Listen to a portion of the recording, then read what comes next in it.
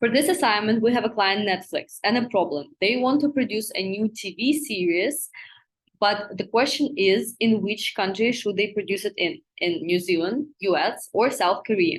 In this video, I will go over their mission and vision statements to first see whether new project and proposed locations will align with overall strategy and company's goals.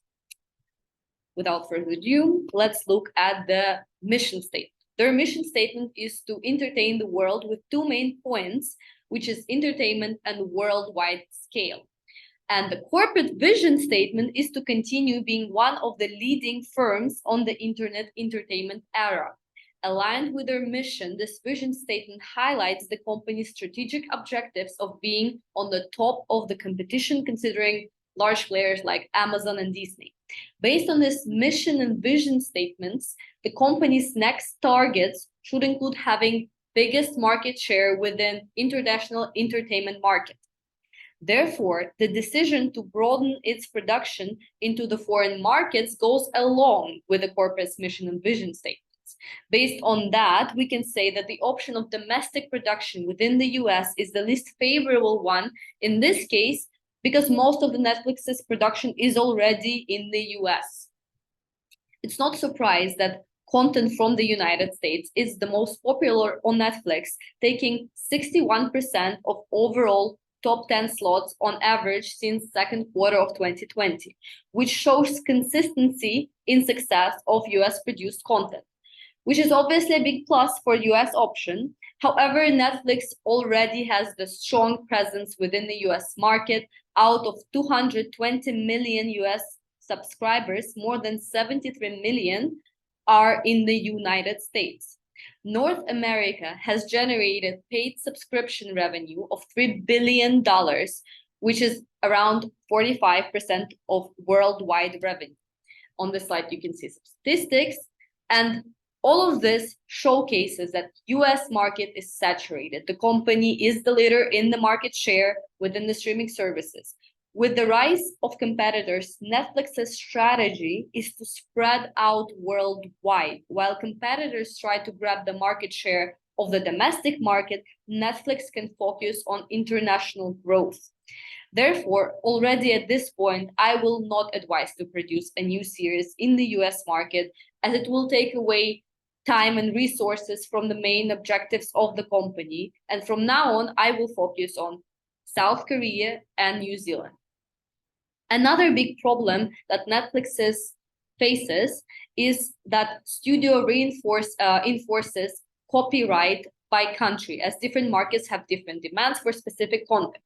Netflix and the studios understand this, and the studios charge Netflix more for streaming certain titles in certain countries compared to others. With current copyright laws, Netflix negotiates with each studio agreements on each title in each territory, which again takes a lot of time and resources and finance. Over 100 million users come from the outside of the US, and being able to offer content unfettered by geographic restrictions will play an important part in attracting and restraining new subscribers. To this end, Netflix is ramping up original content production. It spent $6 billion in original content assets as of 2018, up from $2.9 billion the year before, and a whooping $17.3 billion in 2020. Foreign subscribers want more diversity. They want their own representations, and they want to see different cultures and stories, because entertainment industry has been in hands of the US production for a very long time, and audiences are bored of the same lens. They want different faces, they want different locations, they want different stories. Plus, it's a competitive advantage, and it is aligned with the mission and vision. These arguments strengthen the idea to increase production abroad. So now the question is, where and for what reasons? We're left with two options of New Zealand and South Korea, and I have established 5 criteria based on which I will evaluate locations and make a decision. We will be looking at Educated workforce, which is skilled labor. Besides the availability and the level of skills of the employees, we will be also looking at the presence of domestic agencies and productions, as this is typically the Netflix's strategy. They look for domestic production companies rather than taking teams from US and bringing them to the different country. The next one is the cost of production. We will be also looking at government support because it is important in terms of finance and operations. Are there any government incentives for film productions? For example, VAT exemptions on production expenses. Also, we will be looking at the demand, which is related to ROI, and infrastructure, meaning sound stages, movie ranges, transportation, the availability of those, and ease of access, and again, the transportation between them. When choosing a project, these factors such as financial, legal, environmental, social, operational, and risk has to be considered. And they're aligned with the proposed criteria. For example, finance includes cost of production and demand, whether legal is related to government support, social is demand, operational include educated workforce and infrastructure. I will be using evaluation matrix to compare the options based on the criteria.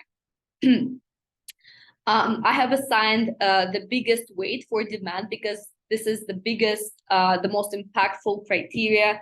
The more demand there is, the more people will watch the series, more new subscribers, more retained subscribers. Then obviously we have the cost of production because it is a financial factor. Then we also have educated workforce, which is important in terms of the quality of the content, of the costs as well. And government support, which is important as well within the costs and financial factors, and operational as well. So most of the countries are well developed within the film industry with a lot of highly qualified human resources. While New Zealand has been a very popular within the film production for a long time, they have developed a strong skilled workforce. South Korea has shown a meticulous approach when it comes to casting and team building. Therefore, skilled labor is equally present in both countries. As for the cost of production, the average cost of living in New Zealand is 57% more than in South Korea. Therefore, the production expenses will be higher there as well. Government support in both countries is well established. The New Zealand Screen Production Grant offers a 20% cash rebate to qualifying expenditures. Companies can also qualify for an additional 5% uplift. And the South Korean government has a number of initiatives in place to support film industry, including funding for film production, distribution and exhibition, as well as tax incentives and grants. The country also has a number of co-production agreements with other countries.